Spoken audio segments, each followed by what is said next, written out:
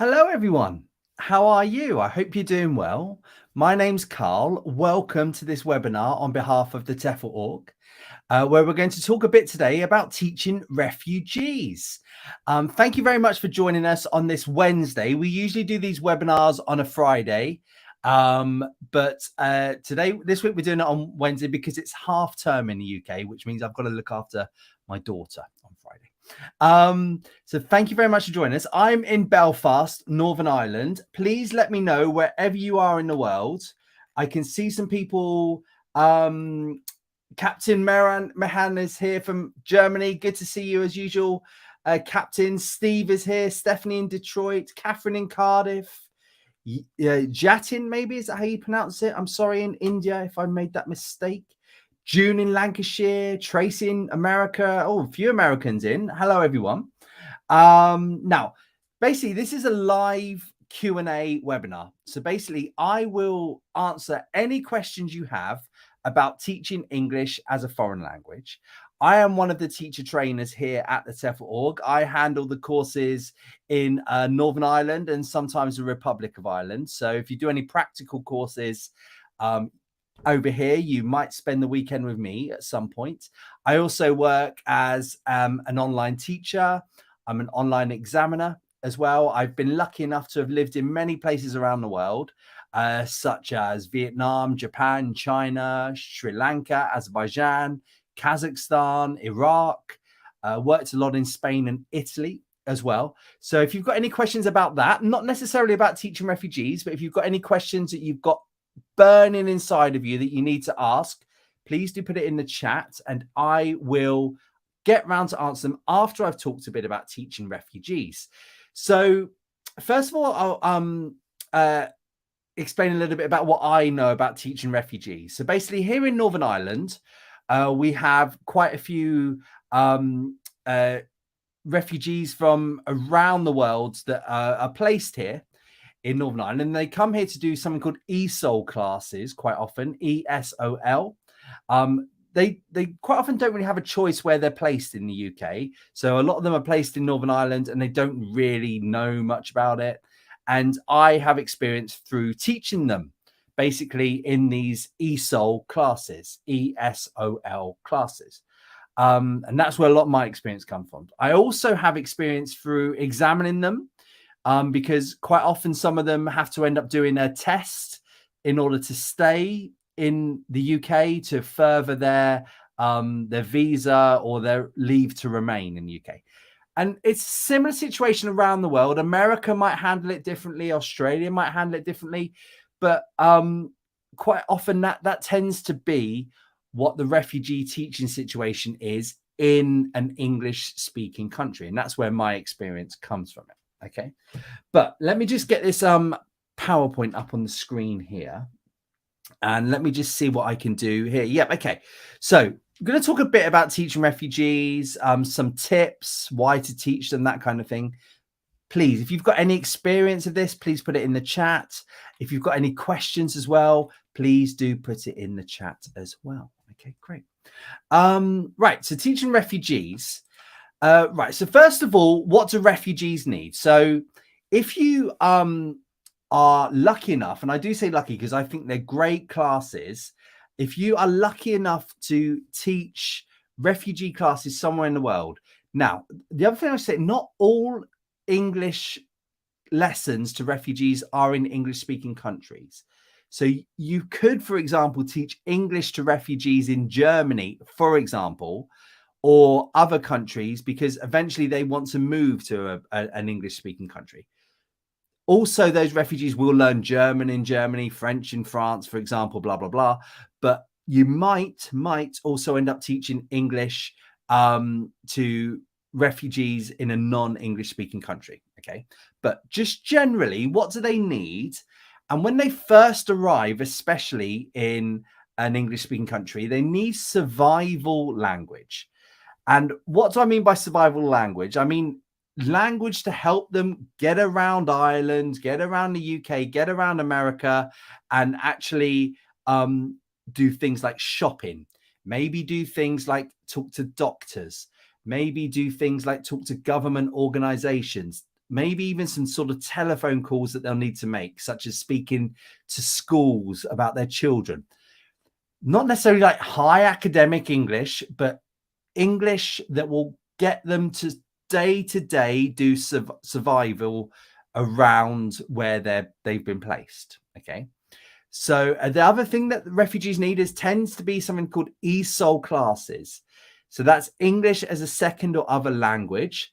And what that means is that's sort of usually at a local college where they learn English to a slightly higher level than the survival language. Tends to be sort of general English, but can also be at the sort of lower end of the organized ESOL classes, can be more sort of survival English. Yeah.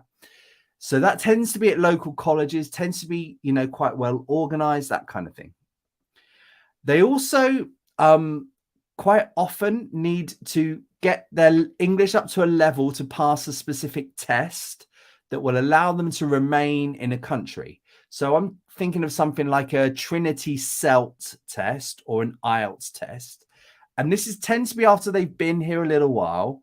They need to then be able to prove to a government that their English is of a level in order to stay and to renew their visa, to basically stay in the country where they've been placed. So you might do classes, where you're teaching basic survival phrases, things like, can I make a doctor's appointment? Things like that. ESOL classes, which tend to be sort of general English, or you might be teaching to a specific test that will allow them to remain in a country. Then you might generally, after they've passed one of these tests, they might then need to take a test again to a higher level in order to study at a university in America, Australia, the UK, Dublin, Ireland, wherever it might be. So that tends to be something like an IELTS test, or again, a Cambridge test or a Trinity test. Not all refugees take this, but some do, because generally, you know, kids that are coming to the end of their high school age and they want to go to university, tends to be. The other thing that refugees do need a lot is just basic conversational skills. So just basic skills that will allow them to basically say hello to a few people, that kind of thing. And you know, just get maybe some conversation started, just pass on some sort of basic information. So that's the sort of teaching that refugees tends to need. Now, you might, if you go work for a charity, you might, or you go work for a company, they might give you some special classes. And I might say, right, this one is in the UK, we base it on levels. So level 1, level 2, entry 1, entry 2. And so you might have within these classes here, you might have different levels. Okay. Or you might go work for a charity, which I'm going to talk about in a bit, which doesn't segregate the classes by levels. Yeah. Right. So why do I think that you watching this webinar on YouTube or Facebook or LinkedIn, wherever you're watching it, should go teach them? Why do I think this is a good idea? Firstly, it is very, very rewarding. Yeah. So, you know, imagine these people have been through quite a lot of a traumatic experience in a lot of their cases. I've heard some really traumatic experiences from some of the students that I've had, and they've been placed into a country that's safe. They want to try and make a life for them and their children. And you might be the first local person that they are spending time with. Yeah. And, you know, if you can get them up to maybe getting a job, being able to stay in the country that you're teaching in, wow, what a fantastic achievement. Well done. Very, very rewarding. Yeah. If you don't have much experience, it can also be a great way to get some experience. So if you don't have any teaching experience, you're straight off, you've got your TEFL qualification. I really do recommend you do a TEFL qualification before you go teaching these refugees. You know, you might think, right, my long-term goal is to go work in China or Japan or South America, wherever it might be, but I don't have any teaching experience. Going and teaching refugees can be a great way of getting experience. Why? Because it's quite low pressure in terms of not really tending to have a big boss. The students also haven't paid generally to get in these classes, so they're not expecting a huge amount. And you know, they're kind of just grateful to have someone who's volunteering their time to teach them. Really great way to get some experience. It's quite unpressurized teaching, I think. Generally, most refugee classes generally are to just survive in the country that they've been placed in. Not really sort of high pressure pass tests. Now there are some, but generally it's sort of quite unpressurized teaching where you can just sort of have a bit of fun. You can just get them speaking, and you know, it's quite nice. It's quite enjoyable like that. They're fun. You'd be surprised how fun they can be teaching classes like this. They, you know, they tend to have quite a smile on their face. I've found that the students that I've taught, they tend to just sort of have not a huge amount going on in their lives in the UK or Australia or America or Ireland, wherever it might be. So they tend to see this as sort of a fun time. And I think I've had a lot of fun playing games and that kind of thing in the classes. Yeah. Can also be a really great confidence booster for yourself as a TEFL teacher. If you can be dropped in a class of mixed abilities, quite big classes, and I'll talk a bit more about this in a minute, and you can get through those, you would feel quite good as a teacher that you can sort of get on with most things. So if you're someone that's quite sort of, you know, you don't feel like you're the most confident teacher at the moment, doing something like this and getting through it can really, really help you. It can be a great confidence booster. So, and look, guys, I can really see some amazing questions. Please keep putting in your chat, okay? And I can see some questions about non-native speakers and all that kind of thing. I'll definitely going to get to those in a minute, okay? So please stay with me. I will get to your questions live at the end of this presentation, all right? So how do you get teaching? You've got your TEFL certificate. You've gone on our website, TEFL.org. You've paid for the course. You've completed the course. How do you get teaching? You want to start teaching some refugees. How do you do it? Right. The first company that I would recommend you get onto is refunet.co.uk. So basically, this is a really great charity, and they pair up refugees around the world with teachers around the world. Not all of the teachers are in the UK, America, Australia. Not all the students are in English-speaking countries. They can be, some of them are in refugee camps, that kind of thing, waiting to go to another country. A lot of the teachers on there aren't necessarily native speakers. Not a problem. You can still be a great teacher. It's online. The charity is really, really helpful. They're always looking for teachers. I recommend you go on there, send them an email, tell them who you are, and I'm sure they can help you. All right. The other thing to think of is if you're in an English speaking country, think about local ESOL colleges.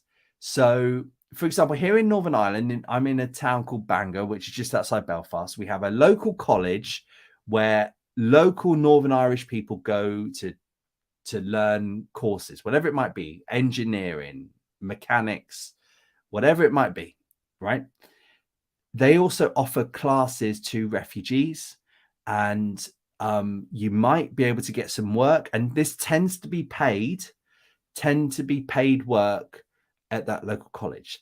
So wherever you are in the world, or especially if you're in an English speaking country, just Google local adult colleges and see if they offer those classes to people, and then send the manager an email and say, hi, here I am. Do you have any work for me? Local charities. So this tends to be unpaid. It tends to be volunteered work. And, you know, there's not one charity that covers all refugee teaching around the world. They tend to be quite locally based. So again, you'd have to get on Google or get on Facebook, do some searches, local sort of community charities, local refugee charities, put that sort of thing in. And they tend to offer free classes to refugees. You can say, hi, here I am. I've got a TEFL certificate. Can I come help? They would love to have you. Yeah. Local churches and mosques. Wherever you are, there will be a mosque near you. There will be a church near you, and they will know where the refugees are. They will have been involved in helping the refugees find accommodation, maybe to make sure they're fed, get their kids into school, that kind of thing. And if you, go knocking on their door, or if you send them an email, go on Facebook, find their page, say, hello, here I am. I'm sure they will be able to help you to find classes. The other thing that I've heard of is local university student unions. So universities near you have a student group. So this isn't sort of organized by the lecturers. This is organized by the students, tends to be. And some I've heard around, especially the UK, they have sort of got involved with the local refugees in their charity work, and they might be able to help you find some work. It's volunteered. So out of all of these, a paid one would probably be the local ESOL college. The rest would be unpaid. But again, a great way to get involved in teaching. Yeah. I can see some people there are saying they teach volunteers. Brilliant. Please put into the chat, how did you get into teach them? Did you contact any of these as well? Let people know exactly where how you got into it. So you've been put in front of a class of refugees. What are the difficulties? So one of the problems tends to be they can be quite mixed levels, especially if you're not working for an ESOL college, you're working for a charity, or you've got involved with a local mosque, that kind of thing. So I've taught classes where you've had quite high level students in one room, and also quite low level students who can't hardly speak any English at all. So within that, you might have mixed levels. And I've done webinars about teaching mixed levels, but Google can be your friend. If you put into Google, teach EFL, teach ESOL mixed levels, you'll find loads of things like that. What I tend to do is just make sure that partners are changed all the time. So sometimes the high levels are talking to each other. Sometimes the low levels are talking to each other. Sometimes you've got a high level with a low level. They're all helping each other. They're all working together. That tends to work pretty well. Some people say you keep all the high levels together and all the low levels together. I think there's an argument for that. Personally, not how I like to do it. But that tends to be, a way that some people do it. So mixed levels can be an issue and something that you've just got to get used to. All right. I tend to pitch it quite towards the lower end. If you do have mixed levels and you're planning your classes, mixed levels, a lower pitch towards the lower level tends to be how I do it. They can sometimes be quite big classes. I've had classes of sort of 25, 30. If you can speak to the local organization and see if they could split it into 2 half hours and make the classes smaller, if they're giving you 1 hour classes, tends to work a bit better. But it can be, I'm fortunate to have 30 odd people looking at you. Again, pair work, try and just get around to say hello to everybody within the hour or the 30 minutes. Lots and lots of speaking activities, that kind of thing. All right. Can also be quite mixed ages. I've had classes, not at the colleges, but with the charities. I've had classes where I've had sort of 7 or 8 year olds and 50 and 60-year-old men. It can be quite difficult, but it tend to be that the kids are quite good, are some of the best people in the room. So I actually use them to sort of help get the adults talking, that kind of thing. But you can have mixed ages. Now, you've got to be a bit careful in terms of, pairing up kids with other people who they don't know, that kind of thing. So just have a little think about it then. Yeah. But it can be an issue to have mixed ages. Some schools, some mosques, churches, they do segregate refugee classes by gender. So you might have a bloke teaching the blokes, and then might have a lady teacher teaching the ladies. This is not something that I enjoy at all, because I don't think it's sort of natural. But it can be good for the ladies inside. They come from a background where there's not much mixing of genders. If all of a sudden they're placed somewhere where you're sort of pairing them up with random men who they've never met before, they can find that quite difficult. So I do see the argument for it. But personally, I like to try and mix them up. But really, you don't, you'll see how easy it is or not for that. Yeah. You can also have some very, very low levels. So I have taught Arabic students here who can't actually read or write in their first language. So you're then trying to get them to read or write in a second language. And, that can be quite difficult. So just be prepared for some very low levels and just lots and lots of speaking activities. You'll after you've taught them the first time, you'll realize who the people with very low levels are. You can also have quite different needs within the class. You can have ones that, really want to pass this test, where you've got others that have just arrived and just really want to just get to say hello and spell their names, that kind of thing. So again, pitch it to the lower end. I tend to do, don't go straight in there trying to get everyone through a certain test, because that's going to be difficult. Yeah. Finally, the last thing that the difficulties might be low resources. Yeah. The low resources, you're not going to have photocopies. You're not going to have textbooks, that kind of thing. So try and plan your lessons just from having a blackboard or a whiteboard. You might be lucky and have a projector and a computer, or you take your own laptop, but you can be quite low resources. So how do I tend to do that? I tend to not have loads of handouts. I tend to have lots of phrases written on the board, and I get them to repeat, get them to do the alphabet, that kind of thing, where there's lots of reading the board and speaking partners, building up on conversational skills, that kind of thing.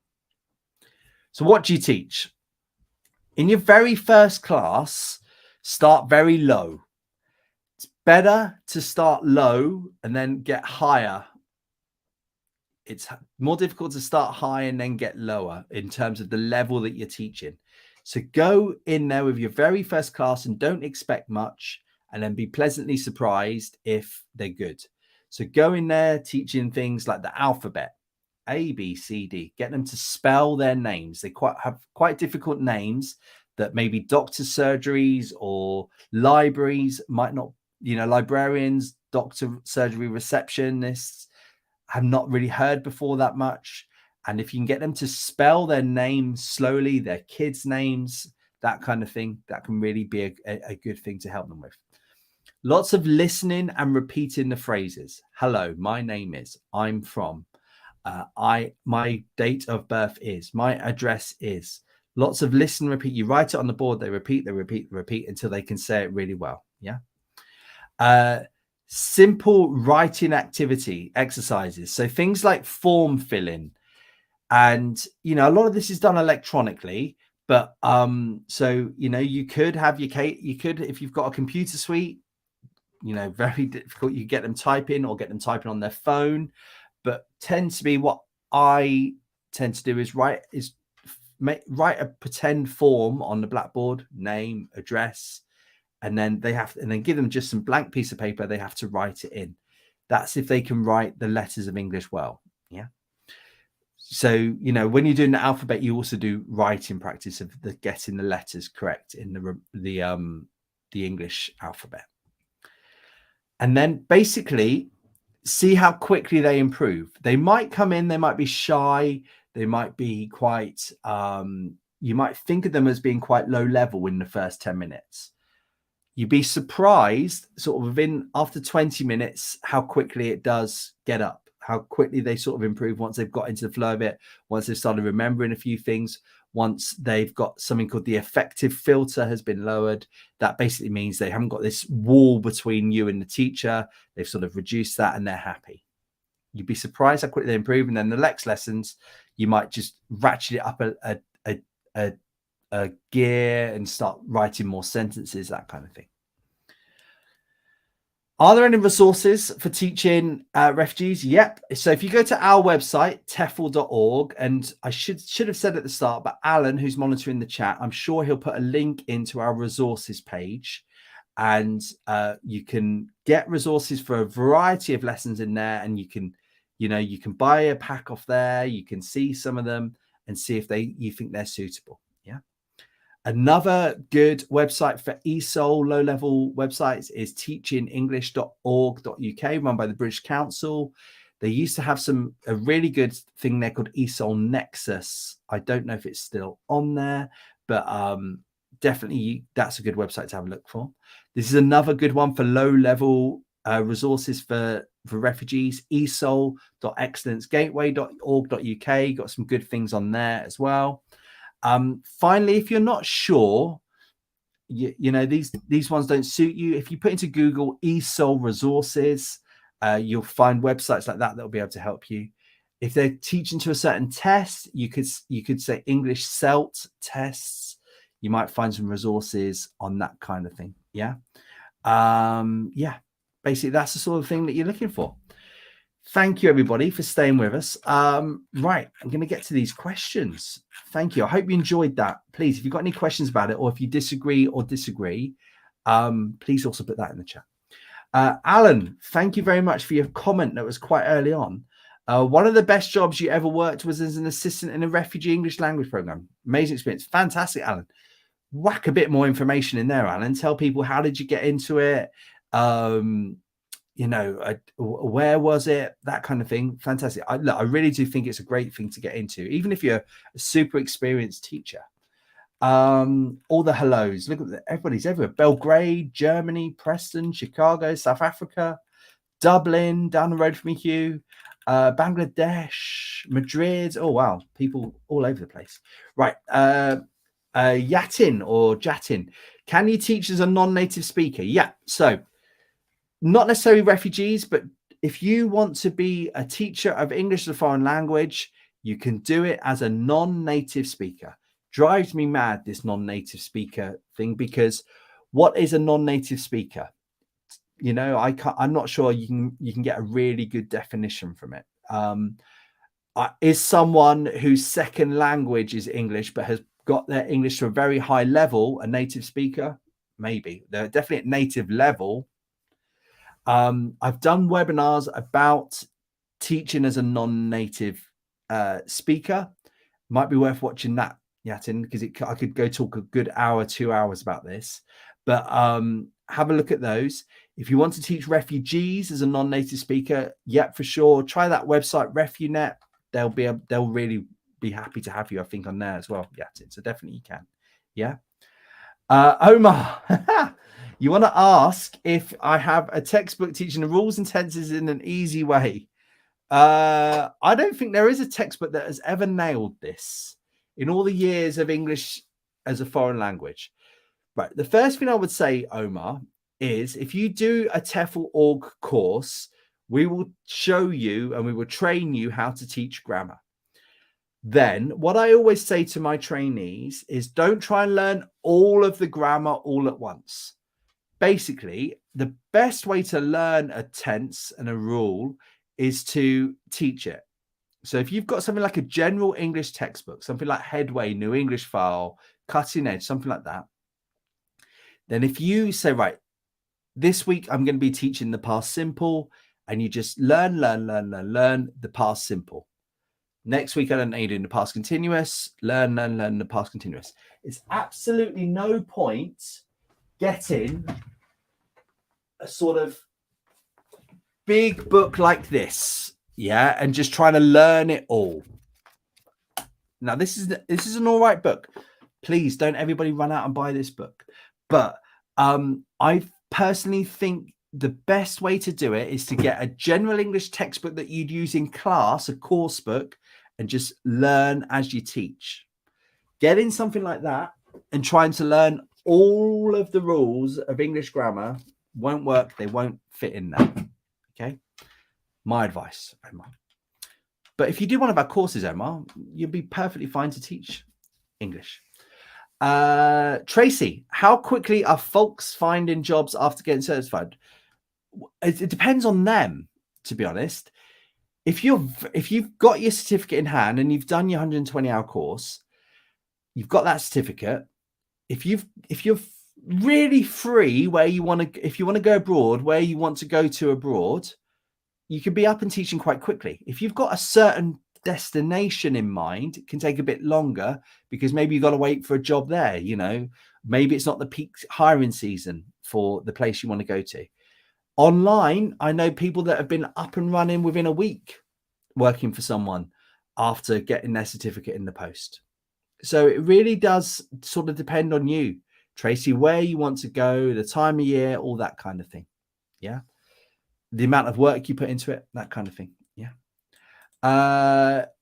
Himana or Jamina, I'm sorry if I mispronounced that. You're a language assistant supporting ESOL learners and refugees in Brighton. Fantastic. Are you enjoying it? Jamina, please put in the chat if you're enjoying it. Roz teaching refugees in Gloucester. Loving it. Perfect. That's good. I really hope you're enjoying it. And look, there you go. Sonia is teaching English to Ukrainian women in Madrid. There we go. So you don't necessarily have to be in an English-speaking country in order to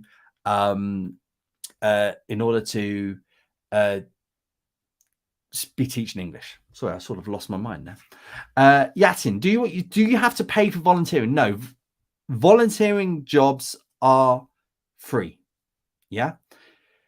Now, if you see jobs being advertised that where you have to pay lots of money, just be a bit wary of those. Now, some sort of courses, not courses, some jobs where you sort of do something like an internship, some you have to pay, but I don't really think you need to be paying volunteer charities in order to work for them. Volunteer opportunities you can apply for free for refugees, Refunet, definitely. But I think there was also a couple more in the chat. So have a look at those, okay? But Refunet is definitely the one to go for. Jess is in Nottingham teaching English as a volunteer. Love it. Good. Yeah, lots of advice about teaching communicative functions more than grammar. A lot of refugee teaching is not about teaching grammar. A lot of it is vocabulary or functional language. Again, this is something that we would cover on one of our courses. Yeah. Ima or Ema. I'm sorry if I've mispronounced that one. I think it's Ema. What TEFL qualification level would you recommend for this type of work? The 120-hour course would be absolutely fine. So if you go onto our website, TEFL.org, go on the courses section. Our basic level 120-hour course will be absolutely fine. Yeah, that will get you up and running. You'll really enjoy it. Now, you might want to add on something like a practical course, a practical weekend where you spend the weekend with someone like me, a super experienced teacher, and you do some practice just to give yourself some confidence. But definitely the 120-hour certificate would be perfectly fine. Definitely. Eve teaching Refunet. Good. We've got a Refunet teacher. Brilliant. Put it in there. Hey, Eve, tell everyone. Are you enjoying it?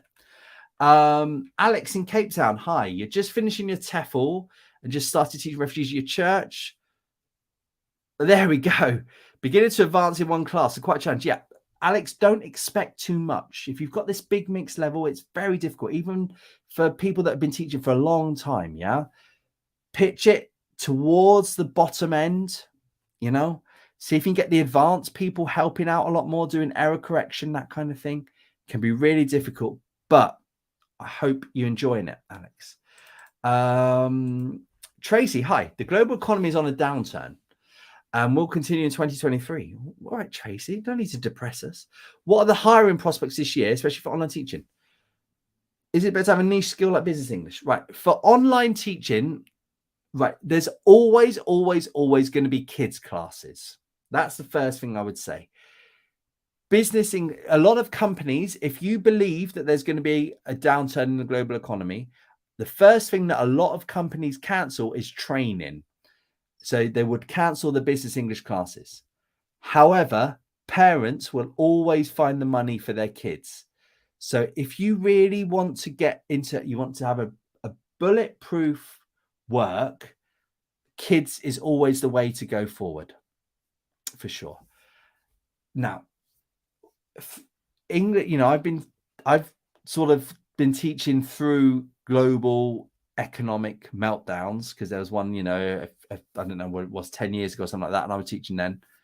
People still learn English. That's what I would suggest, Tracy. Yeah. But if you want to have bulletproof, then kids is the way forward, definitely.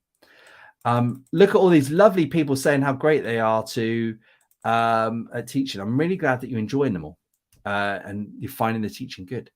Diana, how? Hello, you're in Canada. How do I earn a teaching certificate to teach? Right, you don't. So basically, you need to take the course. You need to take a TEFL course, Diana. So if you go on our website, and I'm sure Alan will put the chat in, put it in the chat, TEFL. You'll see a bit at the top saying courses. I should just be showing you this, really. Let me see if I can just show it, actually. Yes, I'm being a bad teacher. You need to actually show, Carl. You don't need to actually. This is the resources page for the TEFL Org website. But what I should say, Diana, is at the top, if you go to TEFL.org, yeah. At the top here, TEFL courses, click on that. This is where all our courses are listed. These are the most popular ones. The one that will get you up and running and get you work most quickly is this one, 120-hour course. You might want to do the extra ones if you feel like you need them, but that's the basic one, which a lot of companies around the world look for. And that's the basic one that will give you the confidence and give you the experience to actually just go and teach refugees, or just to go teach somewhere around the world. Yeah. That's what you need to do. Diana, sorry, thank you, Diana. Arthur, you're at Belfast Islamic Centre. Yes. Good. I've taught there as well. Great place, Arthur. I hope you're enjoying it. Rebecca is teaching charity. Look, all these people teaching charities. Great. Look, these are great things. I'm going to Google some of them because they sound great. Right, let me find the next question. I can't find the questions because there's only so many lovely comments. Ehab, hi. Do I think teaching English at an intermediate level would be a good idea for mixed level classes? So we have beginners, intermediate, advanced classes. Now, I'd sort of go down the pre-intermediate elementary route myself. And what I would do with the intermediate and the advanced students, sorry, start that again. Depends on your numbers. If you've got a group of 30 students, 25 of them are intermediate or higher, I would go with the intermediate level. If you've got 30 students and 20 of them are down the beginner route, then I'd go down the beginner route. Yeah. Myself. So it depends on the number, pick the average within the class. The mean or the median, I'm not quite sure. Someone will be able to help me there. But do that. Yeah. Because if you go to the intermediate level, the beginners have got no chance. The advanced and the intermediate can sort of come down, but the beginners won't be able to go up in level that quickly. With the higher levels, you've just got to hammer them for making accuracy. So if they're like, oh, this is boring, but they say, my name, Carl, you've got to hammer them on their accuracy. Make sure they are 100% accurate, because then if they can't do the beginner stuff to a high accurate level, then they're going to struggle. They're not actually advanced as they think they are. So that's why I tend to pitch it to the lower and then really hammer the higher levels for accuracy. Yeah. Good luck. Danielle, except for refugees, what is another option for building experience? Good question. So I don't know where you are, Danielle. I think, I can't remember. You did put your location higher up in the chat. Your friends, if you want to just build some experience, if you've got a higher level of English than your friends, you might want to teach your friends English. That can be quite good fun. Can also be a good way of, teaching without any pressure. They might give you some money, they might not, depends on your friends. So that might be a way of doing it. You could sort of advertise locally for free drop-in questions, that kind of thing. That's just sort of thing that I'd recommend. But why go for the refugees if you can, Danielle. Be fun. Right, just coming to the end now. Couple of questions, I think, is there at the end. Alan, can you highlight the next question for me? Thank you, Lisa. Thank you. Lisa, what about going into another country to teach English? However, you don't speak the language. Absolutely possible. So I've taught in loads of places around the world, and I do not speak a word. When I arrived in Vietnam, I didn't have a word of English, a word of Vietnamese. When I arrived in Japan, I didn't have a word of Japanese. When I arrived in China, I didn't have a word of Chinese. And I've carried that on right around the world. You do not need to speak the local language. If you do one of our courses, we will explain to you how you can teach English without speaking the other language. And quite often, they don't want you to speak the local language. Alison, hi. You're a 59-year-old English lady. Hello. You think you're doing a TEFL? Your daughter did it a while ago in China. Yeah, lovely. Yeah, definitely. That's a way of making a bit of income. Yeah, for sure. You might also want to look at the local colleges, Alison, wherever you are. If you're in England, there will be local language schools or local colleges near you. It's definitely viable. Yeah, I've done webinars just about teaching English online. Might be worth watching one of those. Yeah. Monica, how easy is it to find work online, and where's the best to look these vacancies up? So on our website, TEFL.org, we have a TEFL jobs section at the top in the middle. Click on that. You'll see online jobs being advertised. You need to have your certificate. You need to have your certificate before you can apply for a lot of these jobs. Other websites, eslcafe.com. There are also Facebook groups where companies advertise as well. Yeah, again, I've done webinars on this, Monica. Right, couple more questions. Does online teaching make it easier to get a job when you have your certificate? Does online teaching make it easier to get a job when you have your certificate? You need to have your certificate before you can get an online job. A good, well-paid, a good, reliable, and hopefully well-paying company won't take on people without their TEFL certificate. Does that answer your question, Daniel? I hope it does. Worth thinking about teaching conversation classes rather than ESOL. Okay, great. Yeah, good advice, Chris. Right, last question here, I think, is Marianne. You've been a certified English language art teacher, reading ESL teacher for the past 18 years. Great. What class do I need to be certified to teach refugee students virtually? You don't need to. If you've got an ESL, Americans call it ESL, UK and Australia tends to call it EFL. Same thing, basically. I mean, there's arguments over the S and the L, but generally for ease, it's the same thing. If you already have an ESL or an EFL certificate, you don't need a special certificate in order to teach students virtually. However, Marianne, what we offer here at the TEFL Org is a special sort of, I think it takes you about 40 hours or it takes 20 hours. I can't remember off the top of my head. It's like a special course to help you get into online teaching. So it's sort of practice basically and sort of theory about how to teach online. That might be something that you want to have a look at on our website, tefl.org, Marianne. I'm sorry I didn't get through all the questions. I really thank you for all the comments. I'm going to go back through and read them all because there were some great ones there that I couldn't even keep up with. Thank you so much for everybody that put in a bit of advice or a bit of information about themselves and where they've been teaching. That was really, really useful for people. We run these webinars, myself and Alan, we run them every week. So if you subscribe to our YouTube channel, you'll get all the notifications, that kind of thing. We show them live on YouTube, live on Facebook, live on LinkedIn. I've also done lots of past ones. So if I didn't cover your question today in lots of detail, please go back through the YouTube page and see if you can find a presentation I've done about different topics. There's loads and loads and loads on there.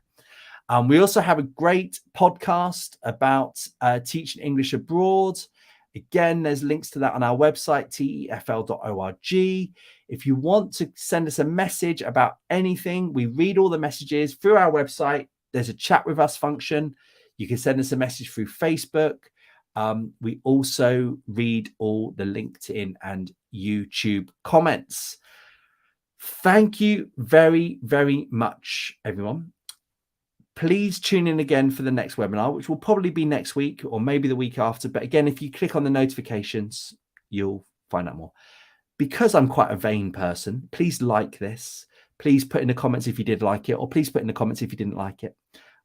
We really like we like to read everything that people put to us. Thank you very much, everybody. Have